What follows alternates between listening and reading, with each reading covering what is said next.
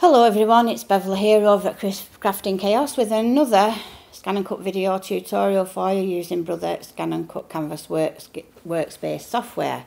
And what we're aiming to do today is to produce this sugar skull card, shape card, and also showing you how to do the cutouts and where I got the designs from to actually make the file.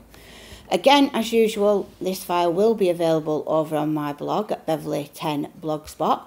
And I always link to that in the description below the video. So remember to head over there if you want to download the file, or if you're learning your scan and cut or you're learning Canvas software, this will be a good tutorial for you to use. Okay, so this is what we're aiming for, and let's get on. So the first thing that we're going to look at is the wording again. I have done this in several videos, but as a teacher I've been told many times that you have to keep repeating things and then eventually people will remember. So the more you do something, the more you remember it. So that's why I'm just going to quickly run through it again. If you want to look at it in more detail, I do have videos on that on my channel, and I'll try to put the links in the description below. So if you wanted to make some sort of sentiments, and I've got Dia de los Muertos, which means Day of the Dead, and Viva la Vida, which means live life. So these are both two sayings that are associated with the Day of the Dead, which is a Spanish-Mexican sort of celebration on, I think it's the 2nd of November this year. Okay, so let's get to it. So as in previous tutorials, what you'd need to do is, I've just used the font that we downloaded the other day, which was Better Together, and all I did was then open the Brother type converter, typed in what I wanted. So if I wanted Viva, I'll just do Viva for speed, I'm not going to do the whole thing, Viva, and then add Better Together. If you preview, that will give you a look of what it looks like. Close, and then you would save that. It comes up with the option to save, give it a name, so something like Viva. Choose where you'd like to save it. Often I save it into my files that I've created for FCM files. You might choose to save it in your downloads folder or wherever you find it easiest to locate when you're actually trying to drag it back into Canvas workspace. I'm not going to save it because I've already done that. So I'm just going to cancel that off, and I'll show you how to bring it into the Brother Scan and Cut. So we'll have a new page. It's okay to leave because I have that saved. Bring up a new blank page, and I'll just make it a little bit bigger, and then we're going to create an import an SVG. We do that because that's the import button for your SVG, DXF and FCM files, so you can automatically load those files into your Brother Scan and Cut. There's my Viva. Open. And I've brought in the one that I did for the thing, but it doesn't really matter, I can show you with this one. So I'll just delete the rest of it for speed. Drag this bit down onto the mat so you can see what I'm doing. Flood fill it with colour so that you can see what's happening. You can see that I've got the Viva with all of the holes filled in, which if your drawing would do that, it would actually shade them in, and that's not what you want. So you need to address that by processing the overlap and hitting subtract at the end. The other way to do it is to process the overlap and hit divide. That'll leave that little bit there for you to drag out. Both ways work. Sometimes if one's not working, you can do it with the other. So then we're going to weld the word together like so. So now that's just one file for the word Viva. Now it's not welded to the dot, but I weren't expecting it to because it wasn't actually attached to the rest of the file. And when you went to export that, because it's so small, it wouldn't actually send that to the cutter anyway. So what I normally do is just print that off, send it to the Scan and Cut, get it to dry, and then I'll just dot the eye in with whatever colour I'm using. So that's basically how you do the actual text if you wanted to do your own. Now this is the sugar skull file, and we're going to work our way through how I actually made this file. So what I've actually done is I've used a template for the sugar skull, for the skull itself, just a template, and then what I did was I actually used a file that's available free on the Canvas Workspace project. So I'm just going to leave again to show you where I got it from. So if I close that down, because I haven't got the PC, I've got a Mac. And if you look down, it's this coffee tray that I actually used. So I clicked on that, and it was this part of the file that I was interested in. So I'm going to add that to the map. That's that one. If you want to put that on the map to edit, or you could download it straight to your USB. So I'm going to edit parts, and that will load that file onto my screen, like so. Now I'm just going to put that off to the side. I also need to ungroup it because I want all of those parts that I can move individually. Now if I go back to my projects and bring in my sugar skull, and I'm going to delete some of these things. I'm going to keep some just for reference, and I think I'll keep and get rid of that, and we're going to save some of those because that'll give us an idea on size and how I actually made the file.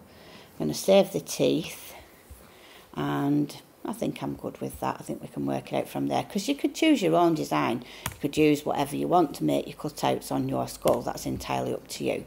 I'm just going to move that off to the side, and now I'm going to show you how I got the skull image.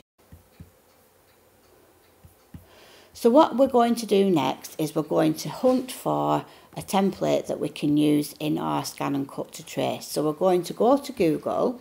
We'll just start off on a Google page like so, and we want images. So we want a Google image, and we want a skull template, like so. Then you can scroll through, look at the different images, and we want one that's got a nice dark line around it that's going to give us a good traced image. And this one looks like it's going to be okay, and I think this is the one that I actually used when I did the file. And you can see that it is a free skull template, which to me indicates that we're okay with the copyright. So I'm going to right click and save image as, and we'll call it skull. Save it to the desktop so I can find it, and then we're good to go. We're then going to go into Canvas Workspace, and this time what we need to do is we need to go on trace. This is this icon here that looks like a leaf.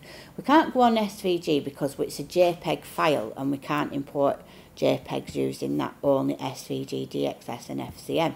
So you're never going to be able to get that in doing it that way, but we could trace if we've got a good enough image.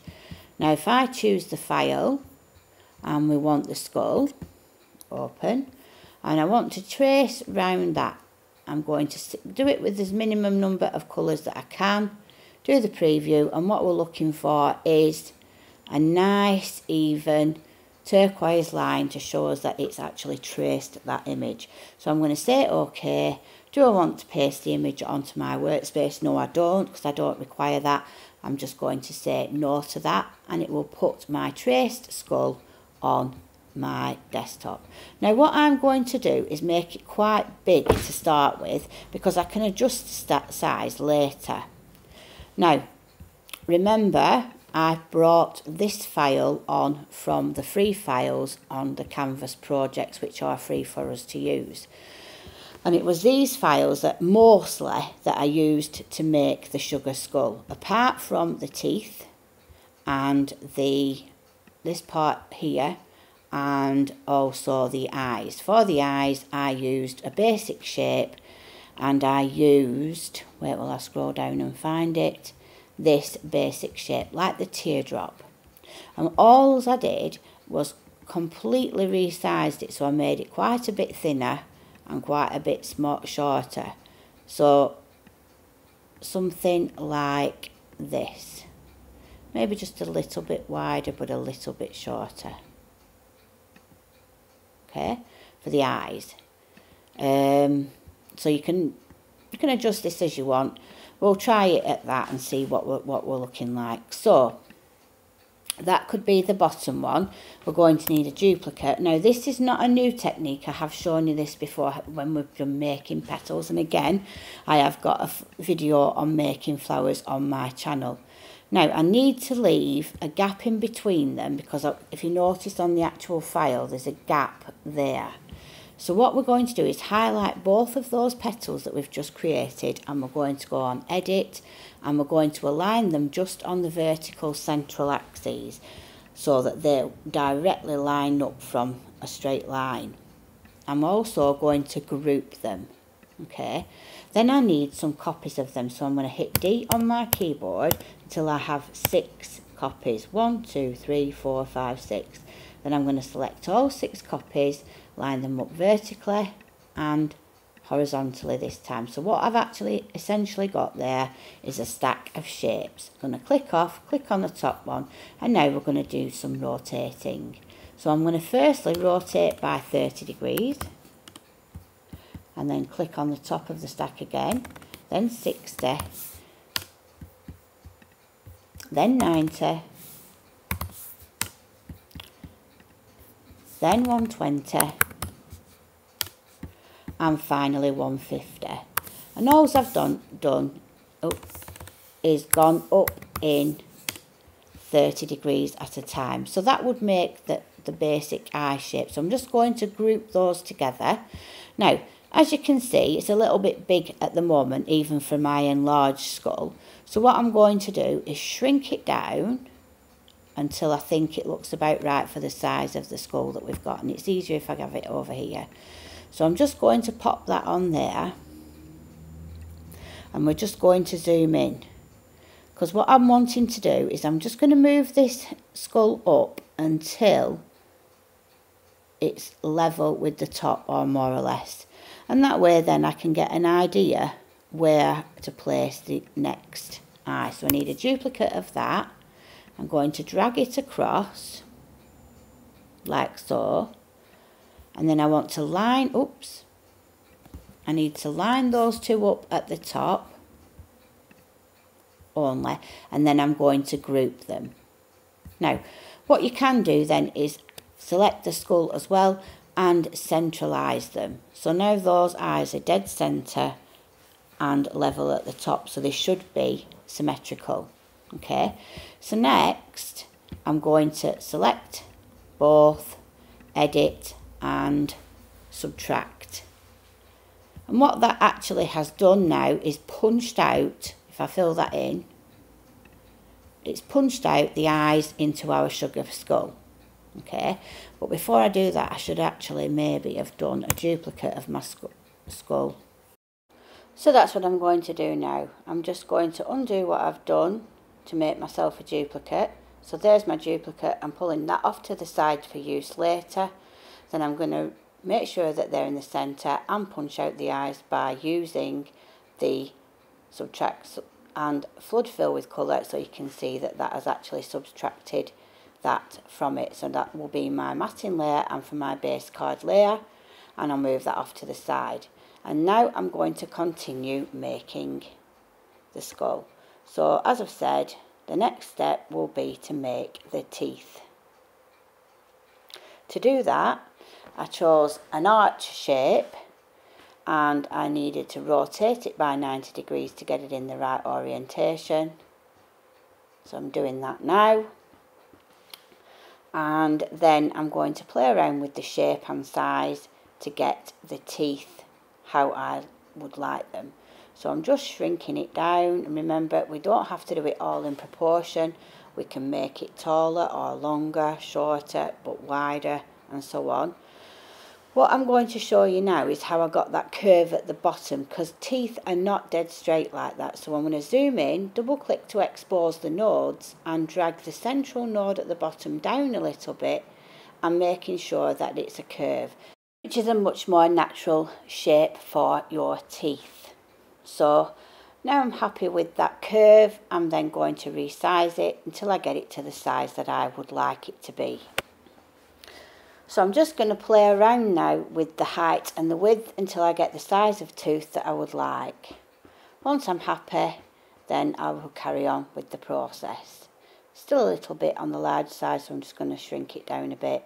But if it does end up too big, we can always address that when we've finished at the end anyway. So now I'm going to duplicate it and line it up, leaving a space in between. and then I'm going to do another one, shrink it down slightly so it's slightly smaller, and offset it up a little bit to start creating the curve. I'm then going to click on that one that we've just made, duplicate that one, shrink that one down a little bit, and again move that up to give us that nice curve. And what I'm trying to do is make sure they're roughly the same distance apart, so I'm just doing any fine tuning at this point. I'm going to do it just once more, reduce it down, and then I'm going to move that up and put it in position to make one side of the teeth complete. Now I'm going to select them all, and I am going to move them across a little bit and group them. Then I'm going to duplicate them and flip them on the vertical axes to make the other side of the teeth. Now I've decided that I've got one tooth too many, so I'm just going to ungroup them and delete the biggest one towards the centre. So I'm just going to ungroup and delete that first one. Then I'm going to group the other four and move them back into position until I'm happy. I'm happy at that, get the position right, and you can play around with this as much or as little as you like. It's just entirely up to you until you get the position of the teeth that you think look right. So now, I'm just doing a little bit of fine tuning, and then I am going to group the whole lot together and call that good for the top part of the teeth. So we're grouping them together, then we're going to duplicate it. That's going to be the top layer. It's a little bit big, but we'll deal with that later. And we're duplicating and we're flipping on the horizontal axes, but as you can see now, the actual curve goes the wrong way. So we're just going to ungroup them, and using our cursor, the up arrow, we're going to shunt up the teeth to make that curve where it should be. And I'm going to group them. Then I'm going to bring both sets kind of together, like so. And at this point, if you wish, you can always make some minor adjustments, and I might just edit and ungroup them. And I think I might just move the teeth up just slightly, just to get that curve a little bit more defined. Like I said, it's up to you how much time you spend on doing this. I'm just giving you the basics for how to do it. So I'm quite happy with that one. So I'm just going to move that out of the way again. I'm going to regroup those. Bring them up together till I'm happy with the position. I'm going to align them to the left. And then I'm going to group the whole thing. I'm going to shrink it down till it's about the right size for my sugar skull. Put it in position. I'm going to just move it over here so that we're back on the white so you can see. Put it in position, and I think we're okay there. I think that looks kind of okay there. I'm just going to select the skull as well. Line it on that vertical axis so now they're dead centre, and again we're going to punch them out using the subtract function. So now we've got the teeth done. So now we're going to start working on some of this decoration. What I'll do next, I think, is these swirly bits here. So for that, I used this one. So I'm just going to duplicate that and put it back over there so I've got it if I need it again. I need two of them, and I'm going to select it, bring it down here, and I'm going to see how much I need to rotate it. So I'm just going to rotate a little bit, and then I'm going to make it smaller. So like I said, they're not crucial, the dimensions to this, and you'll do it how you want it to look. Okay, so I'm just bringing that over here. Might just elongate it a little bit that way. So you can stretch them out and change that shape if you wish. So it doesn't have to stay that shape that you started with. And I'm quite happy with that. So I'm going to duplicate it. I'm going to flip it on the vertical axis. So I've got the mirror image. Bring it across roughly. I'm going to select the other one, line them both up to the top and then group them. Then I'm going to line both up with the skull on the vertical axis so we know the centre. And again, I'm going to punch them out by doing extract. Bella! Shh!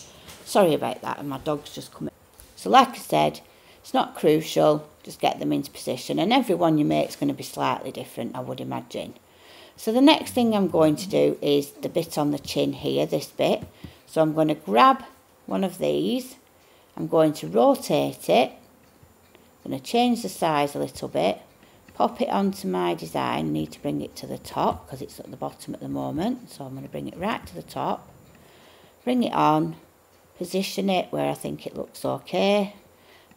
And then I'm going to, same process, duplicate by hitting D, edit, flip, bring the other one into position roughly, select both by holding your shift key down, line up to the top, then group, then select your skull, line up those vertically to make sure they're at the centre, and then edit and subtract. So that's got those two bits then.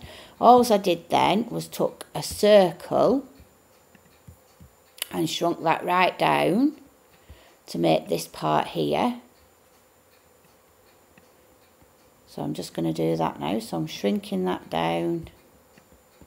I'm going to duplicate it, put it roughly in the same position at the other side so that I'm getting this distance really.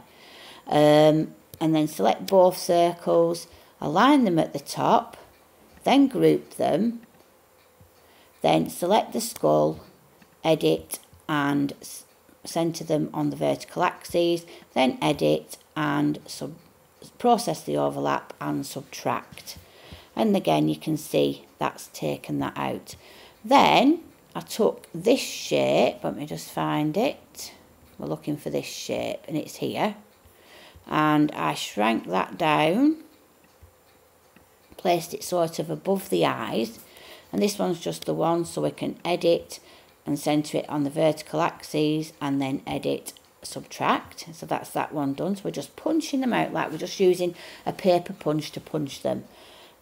Next I'm going to take the little heart shape, and I think it's this one that I used, and I'm going to shrink that down, pop that needs to come to the top. If you can't see it when you move it across, just bring it right to the very top so that when you get it in position you can see. So now I need to duplicate by clicking D on my keyboard, edit, flip, move it across roughly to where you want it so that you're getting this distance here really, and then select both, line them up to the top edge and then group them, and then line them up by clicking the sugar skull as well on the vertical axis so that they're dead centre, and then subtract them using the process, the overlap.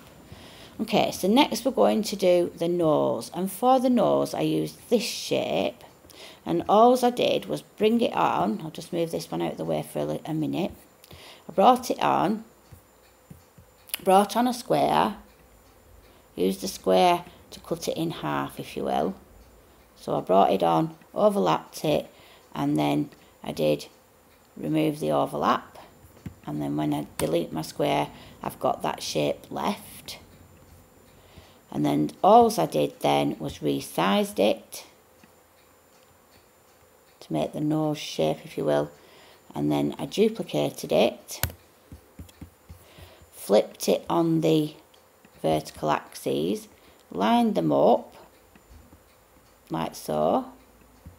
So I've highlight both of them, line them up to the top edge and group, and then edit and flip on the horizontal axis, and that forms the nose. It's a little bit big, so I'm just going to resize it just to slightly, put it back in.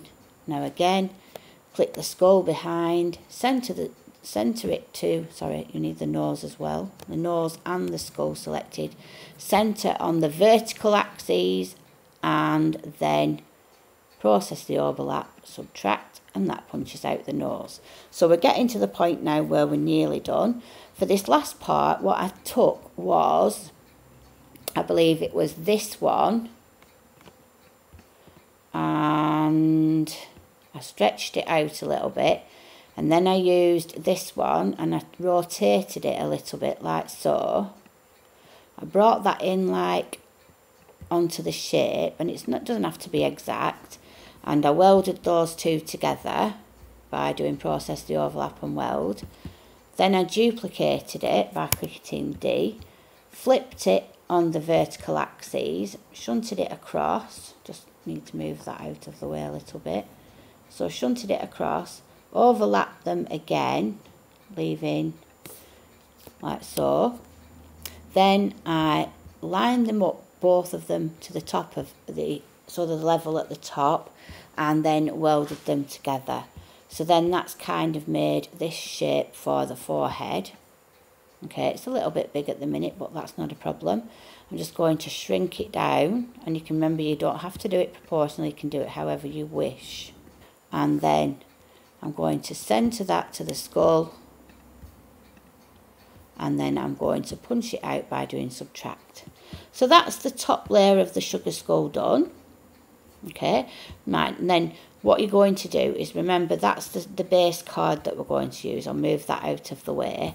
So we need to select both of those, edit, and I'm going to put them in the centre so I've got a bit more room, and I'm going to group them just for a start, and then I'm going to shrink everything down a little bit till it's about, till it's making about a 5.5, 5 by 5, 5.5, or a 6 by 4, something like that size of card. Then I'm going to ungroup them. I'm going to move that one away. I'm going to need 3 of those shapes now, so I'm going to hit D 2 more times. One will be my matting layer, so if I make that a colour, and I'll choose a darker orange just for argument's sake, I'm going to send it to the back.